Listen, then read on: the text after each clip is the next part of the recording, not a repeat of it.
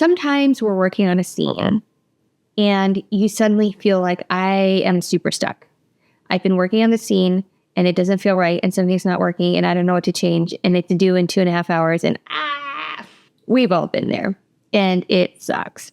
One of the fastest ways out of that rut is to toggle with the who. Who are you talking to? Whether you're using a substitution or you're just working with given circumstances, the who and the relationship to who you are talking to may make all the difference. And most of the time when I'm coaching people, that is the number one thing keeping them stuck. Let's say you get a scene and it's a scene with your neighbor. And maybe you, as a person living wherever you live, aren't super close to your neighbors, or your neighbors are fine, or they're weird and you avoid them. Who knows? But maybe your actual neighbor isn't the right substitution and it's really not giving you much. And there's something about the scene that's just not working. What if you made that person your mom? What if you made that person your sibling? What if you made that person you really made your life miserable in high school? What if you made that person your pastor? Or you made that person your gym coach? Try it a bunch of different ways with a bunch of different people, and I guarantee you will get some fresh air and you'll just get out of that rut. Sometimes we just get really stuck in, well, it's a neighbor. It doesn't mean much. Who said it doesn't mean much? That's just a choice you made, and that choice is keeping you stuck. So you can change that. So the fastest way is change who and what that relationship is. And then play. Play is always the answer. One of my favorite tips when I am coaching actors with auditions is to pick a person as your substitution that you have history with.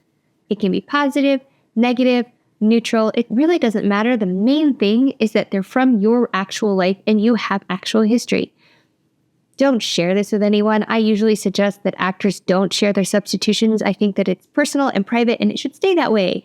But for you, on the inside, it will change so much. So play with that. What if you bring your own barista? Do you have a coffee shop you like to go to? Is there a cute barista that works there? Mm-hmm. Can you use that as your substitution? Can you use them? Can you have fun with what that means, that they have been getting your coffee order and that they happen to memorize it and that they're super good looking and you always fantasize like one of these days they're going to ask me out, right? Could you use that as your substitution for a change and see what happens? Do you see what I'm saying?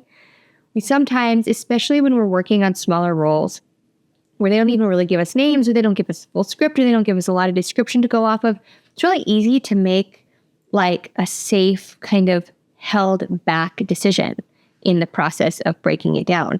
And the danger with that is that you fall into that 80% of mediocrity. Not to say you have to overdo some crazy meal out of a tiny co-star, but just that same tiny co-star where you think that barista's cute or that's your favorite person and they've been taking your coffee order for 2.5 years, or that's the neighbor that always makes you really upset because they don't close their front door and your cat gets out. Bring your own history and it will make all of the difference, and it won't be anything you have to share, but it will enrich your choices. Another tip I have for when you feel stuck and something is just not working and you can't place it is do it completely wrong. Do it badly.